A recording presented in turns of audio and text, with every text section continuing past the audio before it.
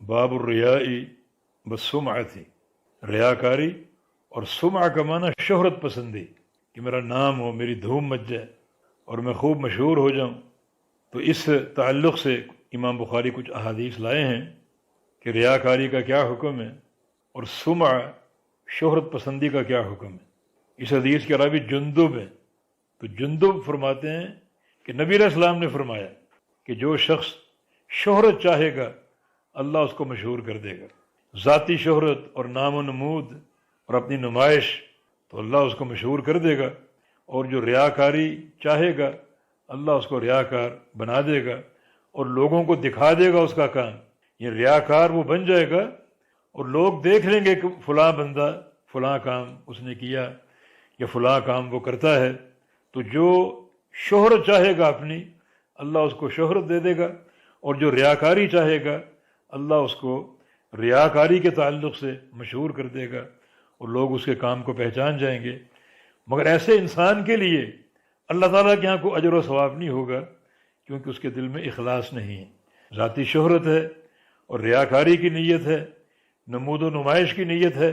تو اس کو شہرت مل جائے گی، دنیا میں اپنا نام کما لے گا، مگر اللہ تعالیٰ کے یہاں اس کو کوئی اجر و ثواب نہیں ملے گا۔ ایک حدیث قدسی میں رسول اللہ صلی اللہ علیہ وسلم کا فرمان ہے کہ اللہ فرماتا ہے کہ میں تمام شرکاء میں سب سے زیادہ بے پرواہ اور بے نیاز ہوں، مستغنی ہوں۔ اس کا معنی یہ کہ ایک بندہ عمل کرتا ہے، کوئی نیکی کرتا ہے مجھے دکھانے کے لیے، وہ عمل میرے لیے ہے، مگر ساتھ وہ اوروں کو دکھانے کی بھی نیت کرتا ہے کہ فلاں بھی دیکھے، فلاں چودھری صاحب دیکھیں، فلاں امیر دیکھے، فلاں سخی دیکھے، تو اس نے اس عمل میں ان سب کو میرا شریک بنا لیا۔ عمل مجھے دکھانا چاہیے تھا، میرے لیے ہونا چاہیے تھا، مگر اس نے فلاں فلاں فلاں کو بھی دکھانے کی نیت کر لی اور ان سب کو میرا شریک بنا لیا۔ یہ سارے شرکاء ہیں، تو ان سارے شرکاء میں سب سے بڑا بے نیاز اور مستغنی میں ہوں، جس نے کوئی ایسا عمل کیا جس عمل میں اس نے دوسروں کو میرا شریک بنا لیا، تو ترکتہ و شرکہ، میں اس کو بھی چھوڑ دوں گا اور اس کے حصے کو بھی چھوڑ دوں گا، عمل کرنے والے کو بھی چھوڑ دوں گا اور جو اس نے میرا حصہ رکھا وہ بھی چھوڑ دوں گا، کہ اتنا اللہ تعالیٰ کے لیے، اتنا فلاں فلاں کے لیے نہیں، جو حصہ میرے لیے رکھا وہ بھی چھوڑ دوں گا اور عمل کرنے والوں کو بھی چھوڑ دوں گا۔ یہ حدیث صحیح مسلم میں ہے،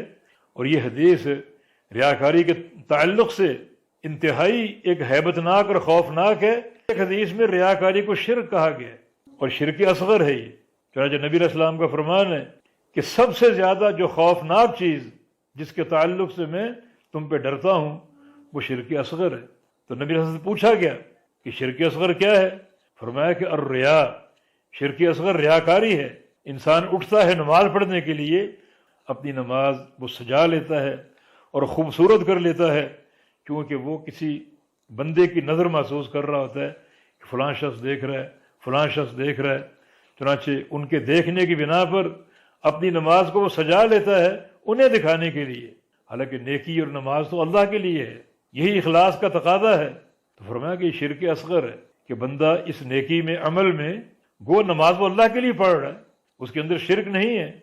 لیکن چونکہ اس نے اس نماز میں دکھانے کے لیے، دکھاوے کے لیے کسی بندے کو شریک کر لیا، تو اس لحاظ سے یہ عمل شرک قرار پائے گا،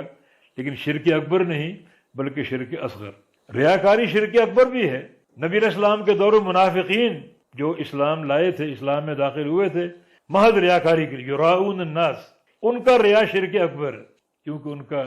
اسلام میں داخل ہونا، کلمہ پڑھنا ہرگز معرفت کے ساتھ اور اخلاص قلبی کے ساتھ نہیں تھا، ان کا اسلام قبول کرنا بھی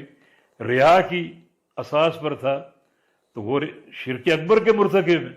تو ریاکاری کا معاملہ انتہائی خوفناک اور خطرناک ہے۔ چنانچہ جو بندہ، اس کی نیت عمل سے یہ ہو کہ شہرت ملے اور میرا نام جو ہے وہ پھیل جائے اور لوگ مجھے دیکھیں، دنیا مجھے دیکھے، یقیناً اللہ تعالیٰ اس کی اس حرص کو پورا کر دے گا، اس کو شہرت بھی مل سکتی ہے، اور شہرت پا لینے سے فائدہ کوئی نہ ہوگا، کیونکہ اللہ کے یہاں اس عمل کی کوئی پذیرائی نہ ہوگی۔ اس موقع پر ابن قیم رحمہ اللہ کا ایک قول مجھے یاد آ رہا ہے، فرماتے ہیں کہ جس بندے کو تم دکھاتے ہو اپنا عمل، اپنی نماز، اپنا روزہ،